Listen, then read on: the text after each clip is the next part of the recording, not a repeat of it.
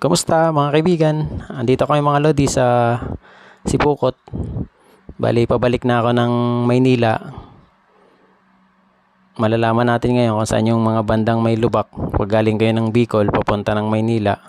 Hindi ako nakapag-video nung pag-uwi ko kasi malakas ang ulan mga Lods. Mula pa lang Pami, Laguna hanggang sa may bandang Ragay. Doon na lang siya uminit. Bali, ilang oras akong basa. Sobrang basang-basa ako nun mga Lods. Eh wala akong action cam kaya cellphone lang kasi ginagamit ko kaya di ako nakapag-video nun mga Lodi. Pero at least ngayon umaraw kaya nakapag-video ako at malalaman natin kung saan yung may bandang mga lubak mga Lods. Etong sa Sipokot mga Lodi, matagal na tong sira talagang kalsadang ito eh. At least nga ngayon ginagawa na. Kaya may iwasan na rin natin na talagang madisgrasya rin dito. Madali ito makita kasi meron ditong stoplight, tas malalaman nyo na agad na may ginagawa kasi meron na rin namang nagbabantay. Laging sira itong kalsadang na ito mga Lodi. Halos pag inayos to mga ilang taon lang sira na naman itong parting lugar na to.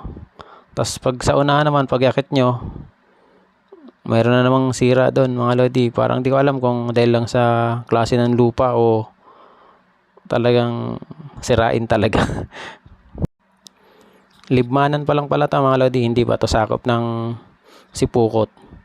Kasi yung sa Sipukot din, yung sa may boundary, yung may welcome to Sipukot, yung pababa ng tulay, ganun din, sobrang lubak din doon. Ginagawa rin doon mga Lodi pero sobrang tagal na rin yun na ginagawa.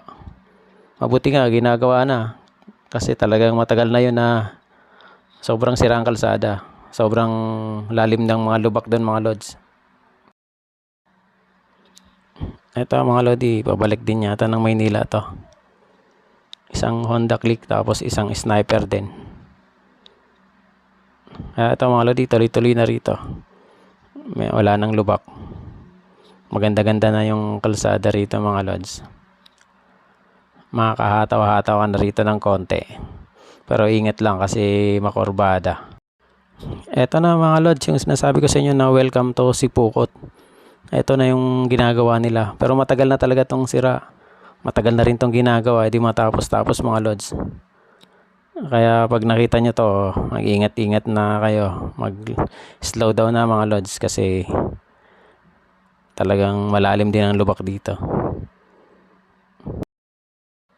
Marami-rami na rin ako nakita rito na mga dedisgrasya noon.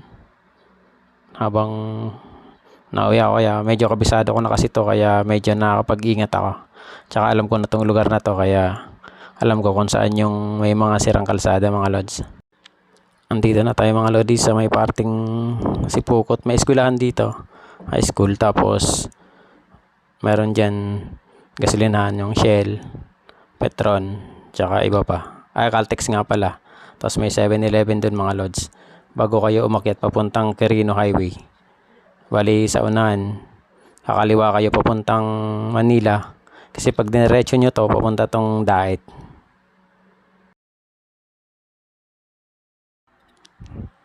Eto na mga Lods, bali pakaliwa na tayo, paakyat na tayo ng Quirino Highway, yung Andaya Highway. Kasi pag dinerecho mo yon papunta kang Camarines Norte, Labo, Santa Elena, bali labas mo doon din sa may Santa Elena, Tabugon. Pero ito kasi shortcut to Bali ang mga dadaanan mo lang dito yung Ragay, Lupi, Del Gallego, tapos Tagkawayan. Yun na, bali yung Santa Elena ng mga Lodi, Tabugon.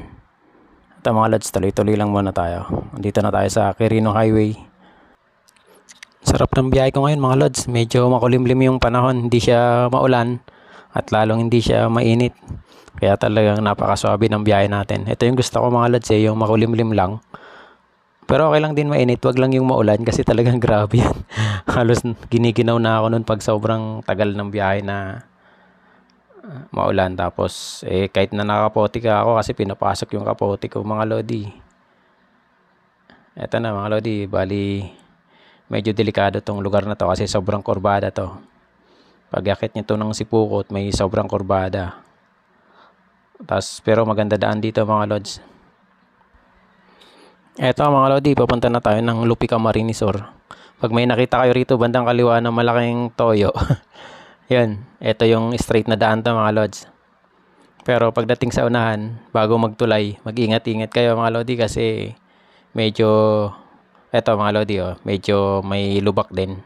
Pero okay naman. Pero mas maganda pa rin yung mag-ingat-ingat tayo. Tapos biglang kurbada kasi ito mga Lods eh. Kaya ako ito, di muna ako mag-overtake dito sa Tamaraw FX mga Lods. Kasi napakaganda talaga ng lugar na to mga Lodi. Napakaganda ng daan kasi yan no. Biglang pababa, tapos paakyat. Ito yung isa sa gusto kong daan mga Lodi. Pag umuwi ako rito, talagang na-enjoy ako sobra rito mga Lods. Tapos bigla na naman to ulit na bababa ulit. Pababa naman mga Lods.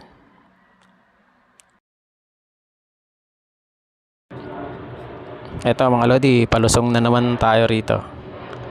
Sobrang ingat lang din kasi mayroon na naman ditong maliliit na lubak mga Lods.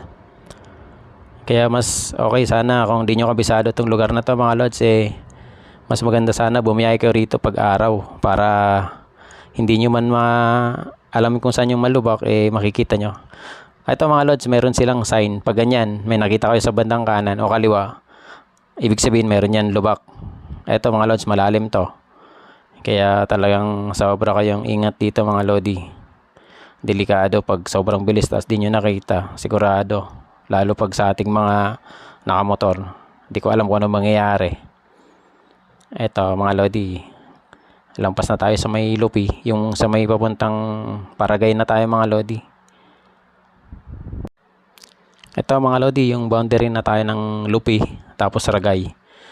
Pagdating nyo rito, bago dumating ng arko ng Welcome to Ragay, may makikita na naman kayo ritong mga sign. Ibig sabihin talaga may lubak na naman mga Lods. Ito, malalim to mga Lodi. Siguro mga mga 100 meters na lubak mga Lods. Talagang malalim to. Sobrang ingat talaga rito mga Lods. Hindi pwede yung mabilis ka rito kasi talagang bigla na lang tas palusong pa to mga Lodi. Ito, sobrang ingat talaga kahit mga 4 wheels talagang mapapahinto ka rito, mapapabagal ka. Ayan, ang laki talaga. Siguro hindi lang to 100 meters, mga 200 meters yata to mga Lods. Tapos pag ahon nyo rito, makikita nyo na yung Welcome to Ragay. Tapos pagdating naman dyan, okay naman na. Hanggang makarating naman ng Ragay, doon na naman mga Lods. Sa may bandang plaza ng Ragay, may konti na lubak na naman doon mga Lodi. Kabisado ko na kasi kasi ilang beses na ako ritong pabalik-balik. Halos isang buwan umuwi ako ng Bicol para bisitahin yung mga magulang ko, kapatid ko, tsaka mga pamangkin ko. Ito mga Lods, nalubak pa. Basta mga Lods, sa may Ragay, sa may Unanang Plaza, may malalim na lubak doon. Tapos sa may Del Gallego, sa may Tagkawayan, mayroon din mga Lodi. Konting ingat lang talaga. Dito na ako mga Lodi sa may Gumaka. Doon nga pala mga Lodi sa may pag-boundary ng Calawag to Lopez. Sa may Welcome to Lopez may malalim na lubak doon. Mag-iingat kayo ron kasi di nyo mapapansin yun eh. Di kasi ako nakapag-video mga Lods kasi dahil sa umulan. Dito na ako mga Lodi sa may Pagbilao. Nakababa na ako ng Bituang Manok. Hindi ako ulit nakapag-video pero maraming lubak mga Lodi sa may bandang Gumaka. Sa may Plaridel, Quezon. Kaya mag-iingat kayo ron kasi minsan wala silang sign. Malalalim talaga mga Lods. Kaya talagang doble ingat kayo at maging alisto mga Lodi. Okay, yan lang muna mga Lodi. Ingat tayong lahat sa biyahe. Ingat kayo. Lalo dito, pag dadaan kayo rito, pauwi kayo ng Bicol. God bless. Ride safe po.